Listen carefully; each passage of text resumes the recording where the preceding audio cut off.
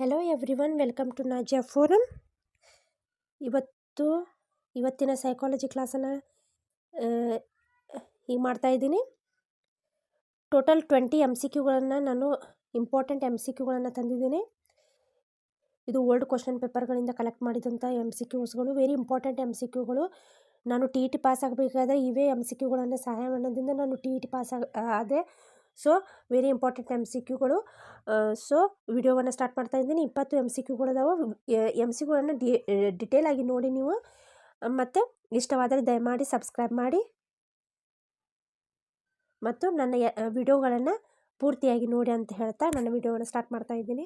ತರಗತಿಯಲ್ಲಿ ವಿದ್ಯಾರ್ಥಿಗಳ ಅವಧಾನವನ್ನು ಕೇಂದ್ರೀಕರಿಸಲು ಶಿಕ್ಷಕರು ಕಪ್ಪು ಹಲಗೆ ಬಳಸಬೇಕು, ಚರ್ಚಿಸಬೇಕು, ಕತೆ ಹೇಳಬೇಕು, ಪ್ರಶ್ನೆಯನ್ನು ಕೇಳಬೇಕು. ಇಲ್ಲಿ ಏನು ಮಾಡಬೇಕಾಗ್ತದೆ? ಪ್ರಶ್ನೆಯನ್ನು ಕೇಳಬೇಕು.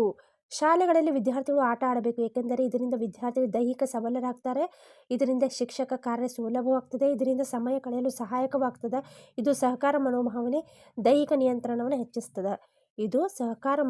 ಮತ್ತು ದೈಹಿಕ ನಿಯಂತ್ರಣವನ್ನು ಹೆಚ್ಚಿಸ್ತದೆ. ಕುಟುಂಬದಿಂದ ದೊರೆಯುವುದು ಅನೌಪಚಾರಿಕ, ಔಪಚಾರಿಕೇತರ ಮತ್ತು ದೂರ ಶಿಕ್ಷಣ ಅಂತ ಹೇಳ್ತಾರೆ. ಇದು ಅನೌಪಚಾರಿಕ ಶಿಕ್ಷಣ.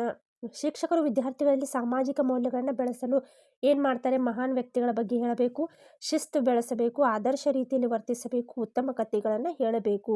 ಇಲ್ಲಿ ಶಿಕ್ಷಕ ಏನು ಮಾಡಬೇಕಾಗುತ್ತದೆ? ಆದರ್ಶ ರೀತಿಯಲ್ಲಿ ವರ್ತನೆಯನ್ನು ಮಾಡಬೇಕಾಗ್ತದೆ. ಶಿಕ್ಷಕರಲ್ಲಿ ಮುಖ್ಯವಾಗಿ ಇರಬೇಕಾದುದು ಯಾವ ಗುಣ?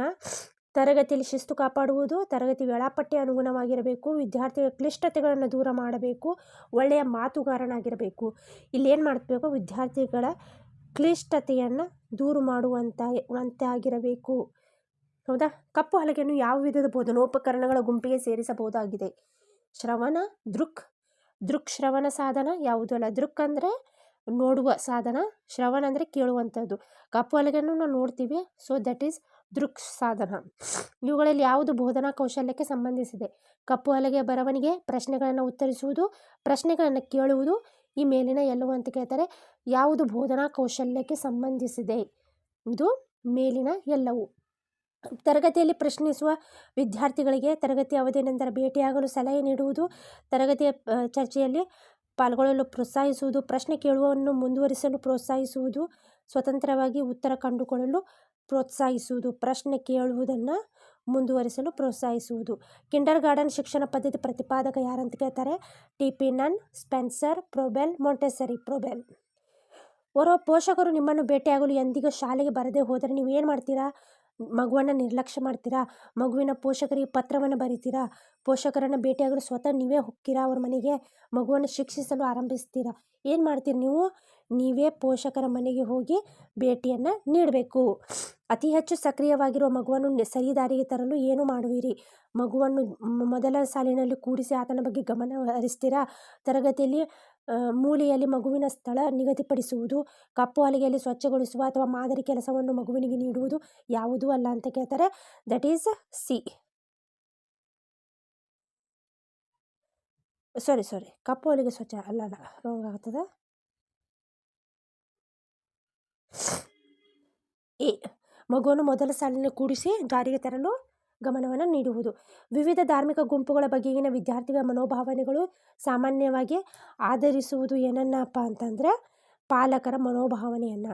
ನಿಮ್ಮ ತರಗತಿಯಲ್ಲಿ ಇಬ್ಬರು ಬುದ್ಧಿವಂತ ಮಕ್ಕಳಿಗೆ ಸ್ಥಳಾವಕಾಶ ಕಲ್ಪಿಸಿ ಎಂದು ಸೂಚಿಸಿದಾಗ ನೀವು ಮಾಡಬೇಕಾದುದು ಅವರನ್ನು ತಮ್ಮ ವಿದ್ಯಾರ್ಥಿಗಳಾಗಿ ಒಪ್ಪಲು ತಿರಸ್ಕರಿಸುವುದು, ಮುಖ್ಯೋಪಾಧ್ಯಾಯರಿಗೆ ಬುದ್ಧಿಮಾಂದ್ಯ ಮಕ್ಕಳಿಗೆ ಪ್ರತ್ಯೇಕ ತರಗತಿಯೊಂದನ್ನು ಕಾಯ್ದಿರಿಸಿ ಸ್ಥಳಾವಕಾಶವನ್ನು ಕಲ್ಪಿಸಲು ಹೇಳುವುದು, ಅಥವಾ ಇಂಥ ವಿದ್ಯಾರ್ಥಿಗಳಿಗೆ ಬೋಧಿಸುವ ತಂತ್ರಜ್ಞಾನಗಳನ್ನು ಕಲಿಯುವುದು ಯಾವುದೂ ಅಲ್ಲ ಅಂತ ಹೇಳ್ತಾರೆ. ಇದರ ಉತ್ತರ ಏನಾಗ್ತದಪ್ಪ ಅಂತಂದರೆ ಯಾವುದೂ ಅಲ್ಲ.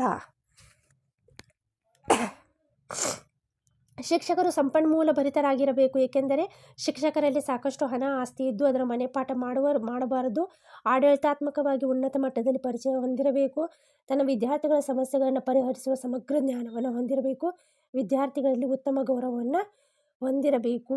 ಇದರಲ್ಲಿ ತನ್ನ ವಿದ್ಯಾರ್ಥಿಗಳ ಸಮಸ್ಯೆಗಳನ್ನು ಪರಿಹರಿಸುವ ಸಮಗ್ರ ಜ್ಞಾನವನ್ನು ಶಿಕ್ಷಕರಲ್ಲಿ ಇತ್ತಪ್ಪ ಅಂತಂದರೆ ಮಾತ್ರ ಅವರು ಸಂಪನ್ಮೂಲ ಭರಿತ ಶಿಕ್ಷಕರಾಗಲು ಸಾಧ್ಯವಾಗ್ತದೆ. ವಿದ್ಯಾರ್ಥಿಗಳಲ್ಲಿನ ಭಾವನಾತ್ಮಕ ಹೊಂದಾಣಿಕೆಯು ಅತ್ಯಂತ ಪರಿಣಾಮಕಾರಿಯಾಗಿದೆ ಎಂದು ತಿಳಿಯುವುದು ಯಾವಾಗ? ವ್ಯಕ್ತಿತ್ವ ಮಾಹಿತಿ, ತರಗತಿ ಬೋಧನೆ, ಶಿಸ್ತು, ಈ ಮೇಲಿನ ಎಲ್ಲವೂ. ಅದರಲ್ಲಿ ಈ ಮೇಲಿನ ಎಲ್ಲವೂ. ಬಾಲ್ಯಾವಸ್ಥೆಯ ಪ್ರಸ್ತುತ ನೋಟವು ಕಲ್ಪಿಸುವುದು. ಮಕ್ಕಳು ಬಹಳ ರೀತಿಯಲ್ಲಿ ವಯಸ್ಕರನ್ನು ಹೋಲುವುದು. ಮಕ್ಕಳನ್ನು ಯುವ ವಯಸ್ಕರಂತೆ ಚೆನ್ನಾಗಿ ನೋಡಿಕೊಳ್ಳುವುದು. ಬಾಲ್ಯಾವಸ್ಥೆಯು ಮೂಲಭೂತವಾಗಿ ಕಾಯುವ ಅವಧಿಯಾಗಿದೆ. ಬಾಲ್ಯಾವಸ್ಥೆಯು ವಿಕಾಸ ಮತ್ತು ಬದಲಾವಣೆಯ ಅನನ್ಯ ಅವಧಿಯಾಗಿದೆ. ಬಾಲ್ಯಾವಸ್ಥೆ ಎದ್ದುವುದು ವಿಕಾಸ ಮತ್ತು ಬದಲಾವಣೆಯ ಅನನ್ಯ ಅವಧಿಯಾಗಿದೆ. 5ನೇ ತರಗತಿ ಮಗುವನ್ನು ಆದರ್ಶ ಓದು ಪರೀಕ್ಷೆಗೆ ಸಿದ್ಧಗೊಳಿಸಬೇಕಾದಾಗ ಶಿಕ್ಷಕರಿಗೆ ಕೊಡುವ ಉತ್ತಮ ಸಲಹೆ ಎಂದರೆ ಏನು ಸಲಹೆಯನ್ನು ಕೊಡ್ತೀರಾ? ಮಕ್ಕಳಿಗೆ ಪರೀಕ್ಷೆ ಅತ್ಯಂತ ಪ್ರಮುಖವಾದುದು ಮತ್ತು ಇದರಲ್ಲಿ ನೀವು ಉತ್ತಮ ಫಲಿತಾಂಶ ಪಡೆಯಬೇಕೆಂದು ಸೂಚಿಸುವುದು. ಈ ಮೊದಲಿನ ಪರೀಕ್ಷೆಗಳಲ್ಲಿನ ಪ್ರಮುಖ ಪ್ರಶ್ನೆಗಳನ್ನು ಗುರುತಿಸಿ ಉತ್ತರಿಸಲು ಅವಕಾಶ ನೀಡುವುದು. ಉಳಿದ ವಿದ್ಯಾರ್ಥಿಗಳು ಚೆನ್ನಾಗಿ ಪರೀಕ್ಷೆ ಎದುರಿಸುವರು, ಆದ್ದರಿಂದ ಓದುವಲ್ಲಿ ಹಿಂದುಳಿದ ವಿದ್ಯಾರ್ಥಿಗಳಿಗೆ ಮಾತ್ರ ತರಬೇತಿ ನೀಡುವುದು. ಪರೀಕ್ಷೆಯಲ್ಲಿ ಬರಬಹುದಾದ ಪ್ರಶ್ನೆಗಳ ಮಾದರಿಯನ್ನೇ ಹೋಲುವ ಪ್ರಶ್ನೆಗಳನ್ನು ಉತ್ತರಿಸುವ ರೂಢಿಯನ್ನು ವಿದ್ಯಾರ್ಥಿಗಳಿಗೆ ಕೊಡುವುದು. ಇಲ್ಲಿ ಉತ್ತರ ಏನಾಗ್ತದೆ ಅಂದರೆ ಡಿ. ಪರೀಕ್ಷೆಯಲ್ಲಿ ಬರಬಹುದಾದ ಪ್ರಶ್ನೆಗಳ ಮಾದರಿಯನ್ನು ಹೋಲುವ ಪ್ರಶ್ನೆಗಳನ್ನು ಉತ್ತರಿಸಲು ಕೊಡುವುದು. ಅಸಂಘಟಿತ ಮನೆಯ ಮಗು ಅತಿ ಹೆಚ್ಚು ಕಷ್ಟವನ್ನು ಅನುಭವಿಸುವುದು. ಯಾಕಂದರೆ ಸ್ವತಂತ್ರ ಅಧ್ಯಯನದಿಂದ. ಓರ್ವ ವಿದ್ಯಾರ್ಥಿಯು ಜಾಣನಾಗಿದ್ದಾನೆ ಎಂದು ನಿಮಗೆ ಗೊತ್ತಾದರೆ ನೀವು ಮಾಡುವ ಕಾರ್ಯ ಏನು? ವಿದ್ಯಾರ್ಥಿಯೊಂದಿಗೆ ಹೆಚ್ಚು ಸ್ನೇಹದಿಂದಿರುವುದು. ವಿದ್ಯಾರ್ಥಿ ಹೆಚ್ಚಿನ ಪ್ರಗತಿ ಹೊಂದಲು ಪ್ರೇರೇಪಿಸುವುದು. ಮನೆಗೆಲಸ ಕೊಡುವುದಿಲ್ಲ.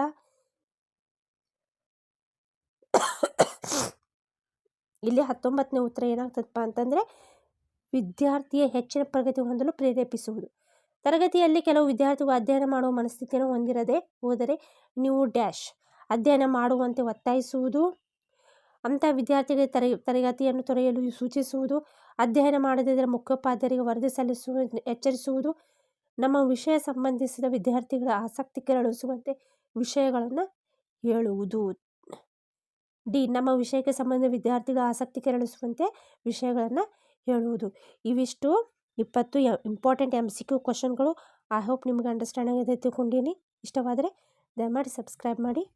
ಧನ್ಯವಾದಗಳು.